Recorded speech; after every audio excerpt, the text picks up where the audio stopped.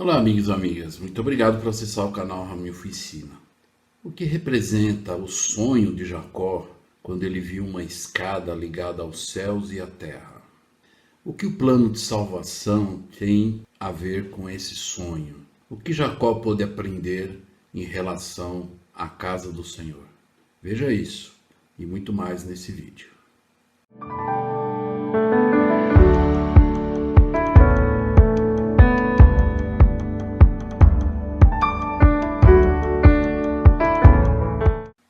Olá, amigos e amigas. Essa semana, então, nós vamos estudar a aula do Vem Segue-me, capítulo de Gênesis 28 até o capítulo 33. Então, nós vamos hoje ver a respeito de uma passagem onde o Jacó ele teve um sonho.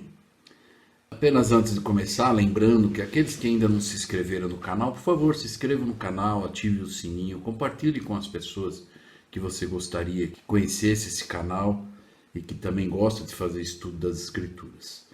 Espero que eu possa estar contribuindo com isso. Então nós vamos ver hoje no capítulo 28 de Gênesis, nós vamos ver então a visão da escada de Jacó. Do versículo 10 até o versículo 19. Então lá diz que Jacó ele partiu de Bérseba e foi para Harã. E aí diz que ele chegou a um lugar onde passou a noite, porque o sol já se havia posto. Tomou uma das pedras daquele lugar e a pôs por sua cabeceira e deitou-se naquele lugar. E no versículo número 12, então, começa a relatar o sonho que ele teve. Então diz que ele sonhou e eis que uma escada estava posta na terra. E é como essa figura nos mostra. E ele diz que nessa escada que estava entre o céu e a terra, né, cujo topo tocava nos céus, e eis que os anjos de Deus subiam e desciam por ela. E eis que o Senhor estava em cima dela. E disse: Eu sou o Senhor Deus de Abraão, teu pai, e o Deus de Isaque. Esta terra em que estás deitado, darei a ti e a tua semente. Lembrando que ele estava nesse sonho. E a tua semente será como o pó da terra, e estender-se-á ao ocidente e ao oriente, ao norte e ao sul, e em ti e na tua semente serão todas as famílias da terra abençoadas. Então hoje nós na verdade sabemos, né, de que Jacó foi mudado o nome dele para Israel. Então nós temos hoje a descendência, né, que saiu de Jacó, as 12 tribos de Israel, que nós vamos ver um pouco mais adiante. E eis que estou contigo e te guardarei por onde quer que fores, e te farei retornar a esta terra, porque não te deixarei até que haja feito o que te disse. Então, lendo esse versículo, nós podemos ver a grande confiança que o Senhor tinha em Jacó, né? Dizendo para ele que não ia deixar ele até que ele completasse o trabalho ou a designação que ele receberia.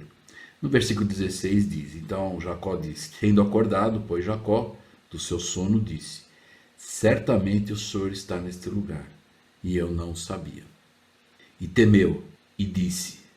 Vamos lembrar que nós vimos em algumas aulas anteriores sobre essa palavra temer a Deus, né? Na verdade não é ter medo, mas é respeito, né? E talvez ele ficou impressionado com aquele sonho, com aquele momento, e com muito respeito, e disse: Quão terrível é este lugar! Este não é outro lugar senão a casa de Deus, e esta é a porta dos céus. É interessante que no sonho ele relata que é a escada que tocava os céus e a terra, e ele coloca aqui quão terrível é esse lugar, né? Mas claro, no sentido muito bom.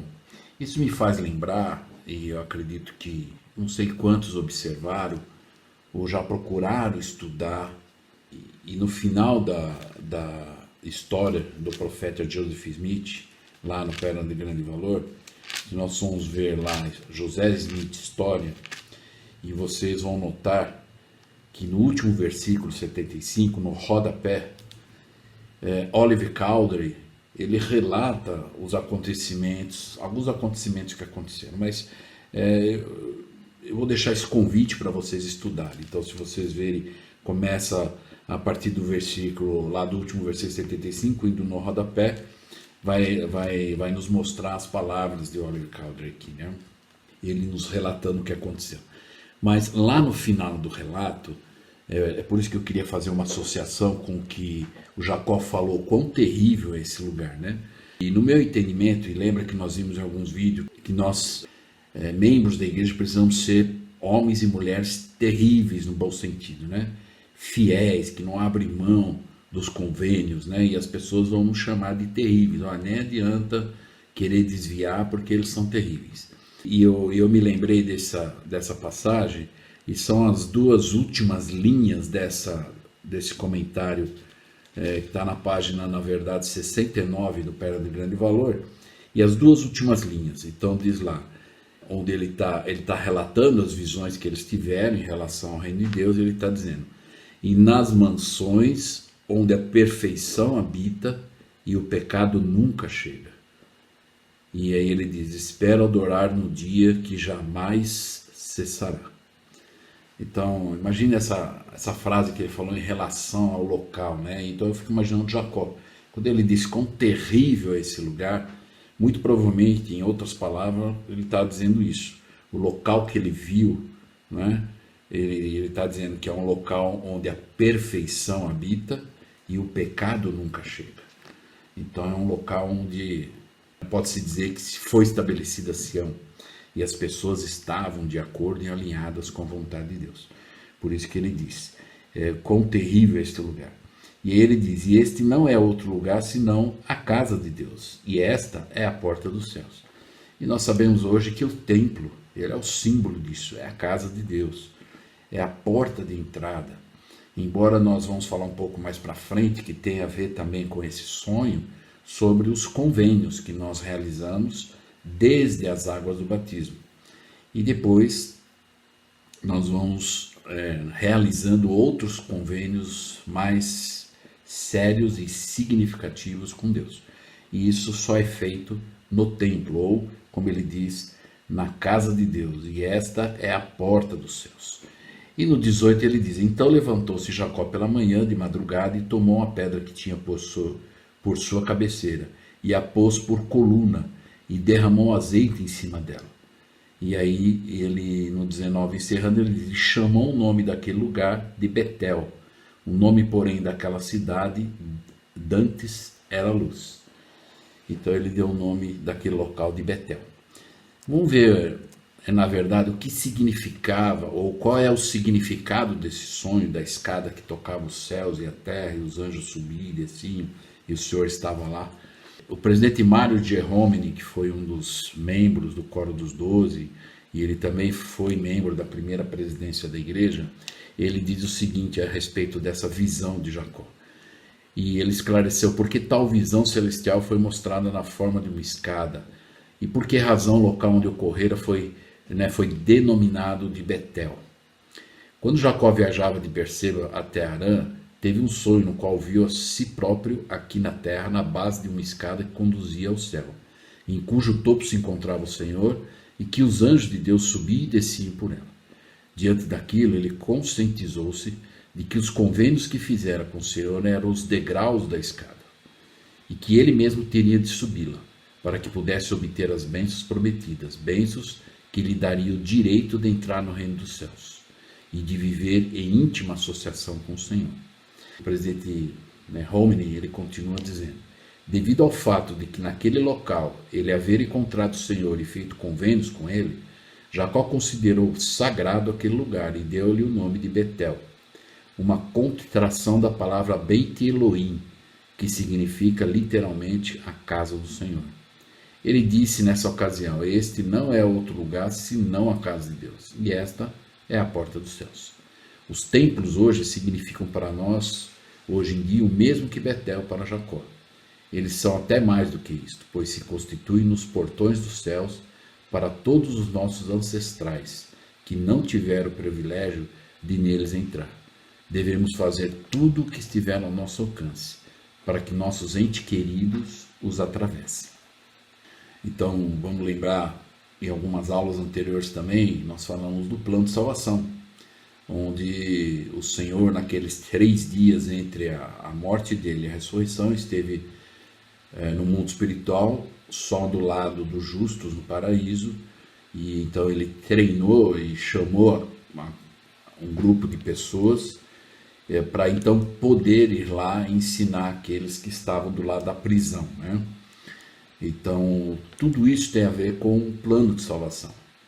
Então, se nós formos, na verdade, lembrar do plano de salvação, e quando ele teve esse sonho também, além de uma representação da casa do Senhor, de que o Senhor está lá e os anjos ministrando, tanto desse lado quanto do outro lado do véu, e aí nós vamos lembrar, nessa visão também, o profeta Joseph Smith diz o seguinte, com a referência à observação feita pelo apóstolo Paulo a respeito de alguém que foi arrebatado até o terceiro céu, Paulo subiu ao terceiro céu e pôde entender os 3 degraus principais da escada de Jacó.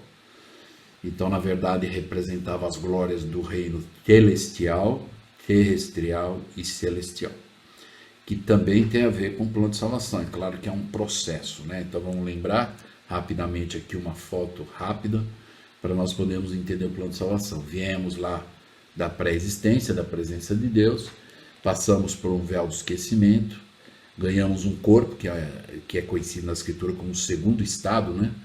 Então ganhamos um corpo aqui na Terra, vamos morrer, como todos nós, né? Todas as pessoas vão morrer, vamos fazer convênios com o Senhor, depois então vai haver a ressurreição, julgamento, e aí então veio os graus de glória, que seriam a visão também da escada que Jacó viu.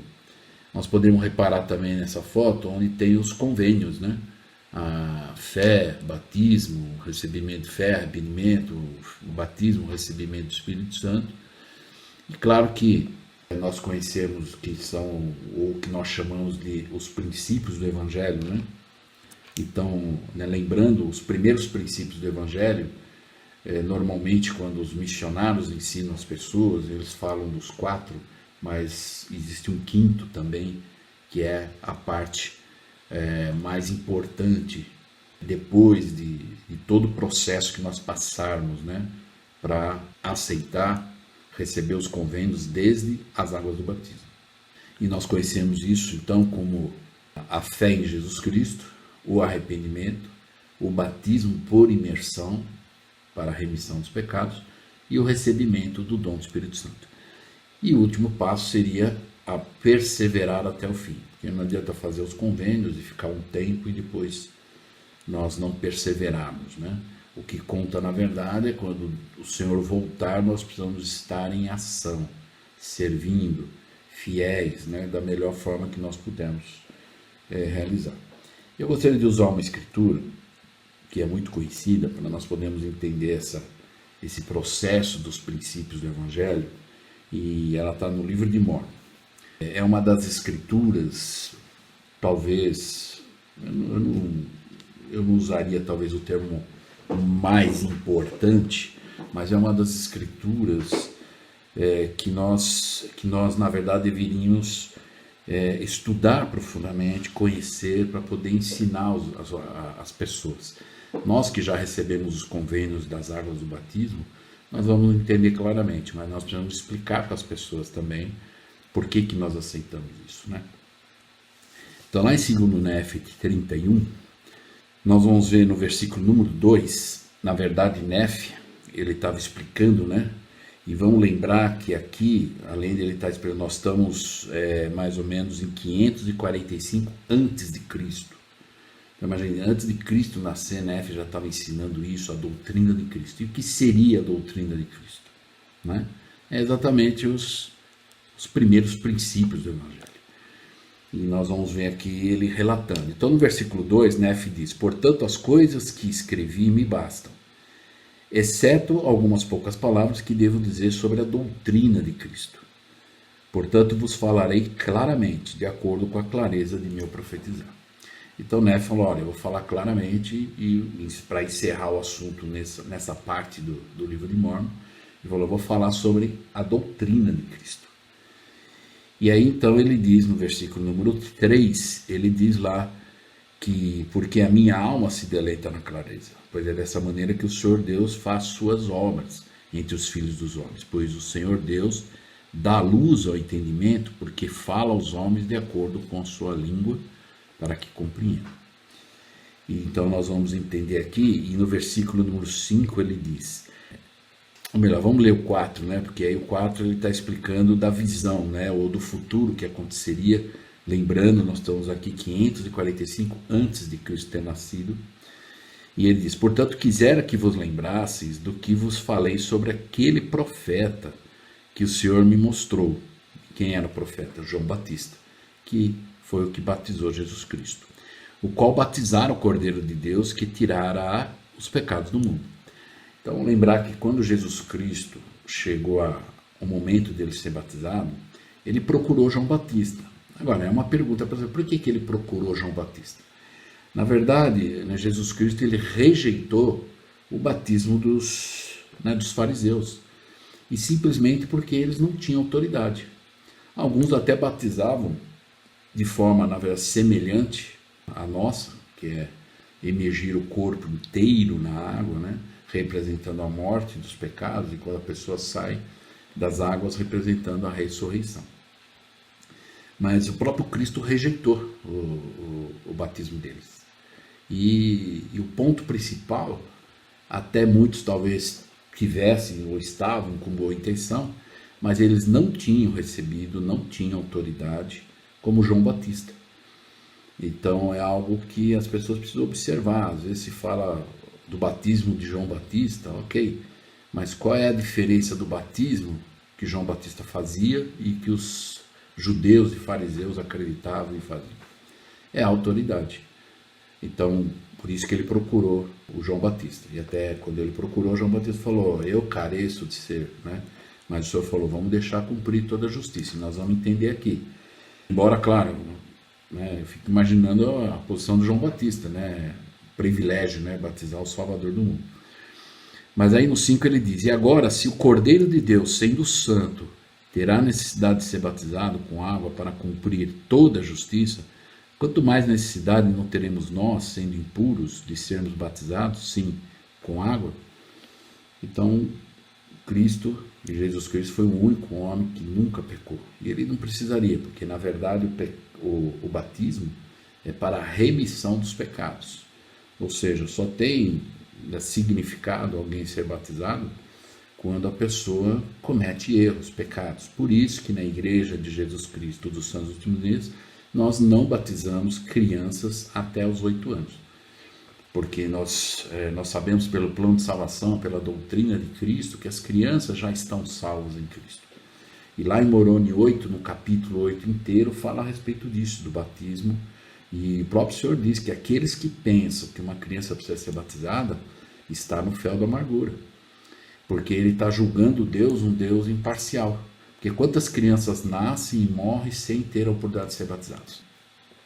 Deus iria ser injusto se fosse necessário. E até usando de uma forma, né, se for perguntar para qualquer pai ou mãe, principalmente para a mãe, um filho ou uma filha recém-nascido, como que alguém pode dizer que uma criança tem o pecado? Então, eu até expliquei isso em algumas aulas anteriores, e que tem uma doutrina falsa, né, que fala que as crianças nascem com o pecado original, que é de Adão e Eva. E na verdade, a gente conhece essa frase, pecado original, que Adão e Eva foram os primeiros mortais aqui na Terra e foram os primeiros a cometer a transgressão. Então, e a gente sabe, algo original é quando alguém faz a primeira vez, né? Não é copiado de ninguém. Então, por isso que recebe esse título, pecado original. Mas, na verdade, nenhum de nós que nascemos nessa terra, nascemos com o pecado original. Na verdade, nós nascemos em um mundo em pecado, que é diferente. Tanto que depois de algum tempo, Adão e Eva se arrependeram, e o Senhor diz lá que perdoou a transgressão. Nós vimos lá nas lições de Moisés que o Senhor então perdoou essa transgressão. Então, de uma certa forma, o pecado, esse pecado original, não existe, né? Então nós nascemos no pecado, no mundo em pecado.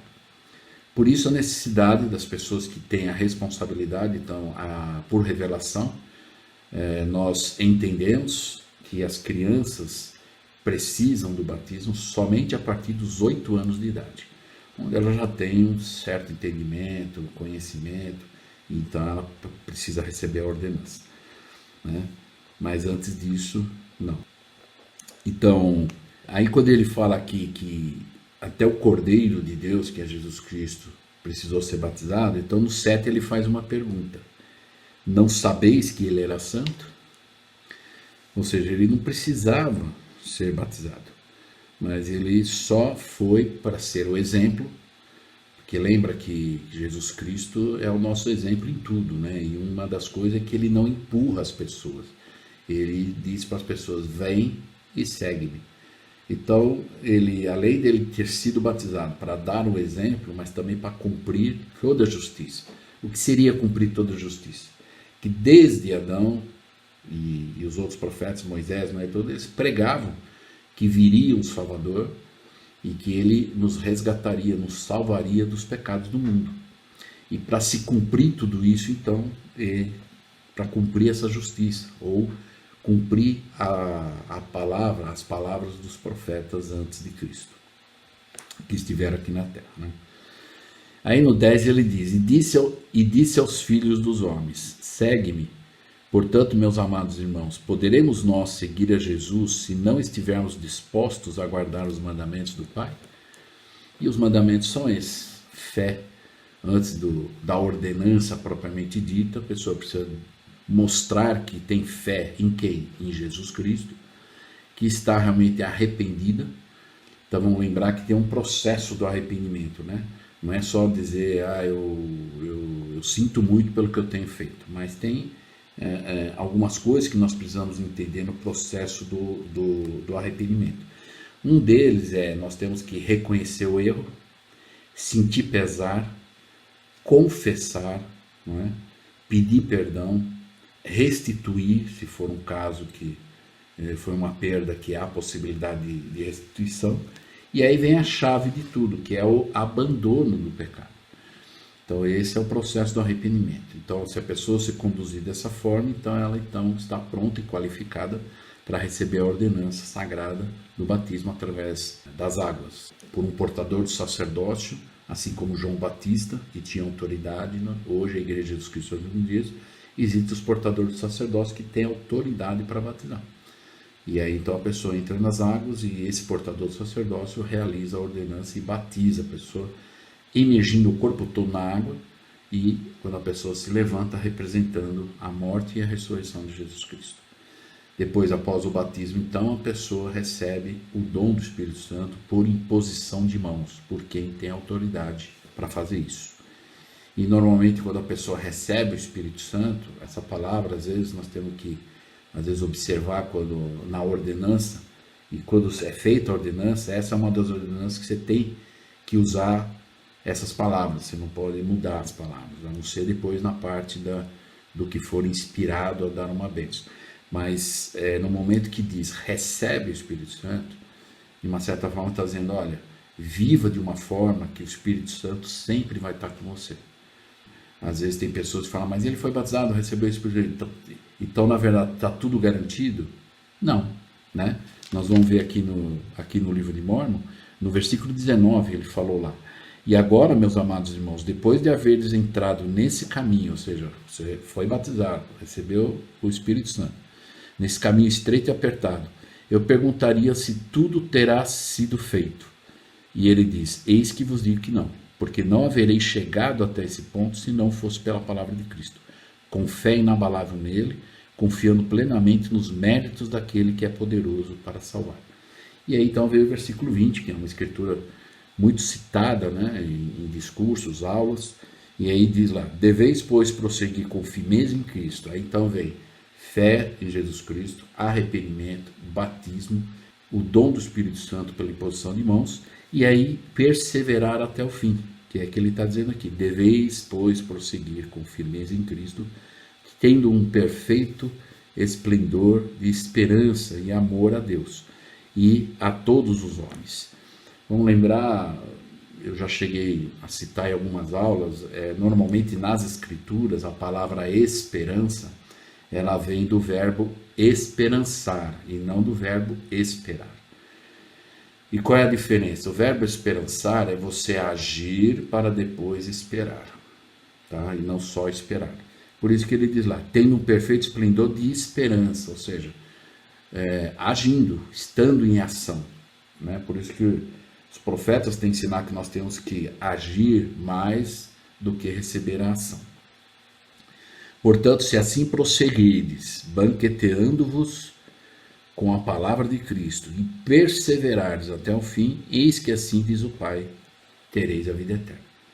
E encerrando então no 21 ele diz, e agora, meus amados irmãos, eis que este é o caminho, e não há qualquer outro caminho ou nome debaixo do céu, pelo qual o homem possa ser salvo no reino de Deus.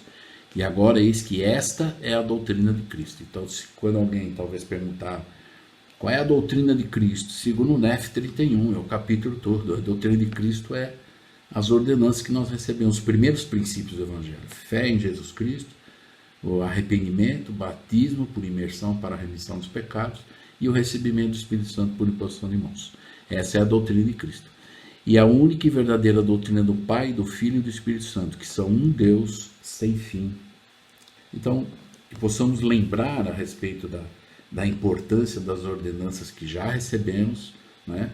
E depois dessas ordenanças, todas as pessoas que entram na igreja, os primeiros passos, né? Ou como a gente diz, a primeira porta, né? São esses primeiros princípios do Evangelho, e depois então vai se qualificar e se preparar para realizar ordenanças mais sérias e também sagradas. Não que os primeiros princípios não sejam sérios, sagrados, mas é a primeira porta, né?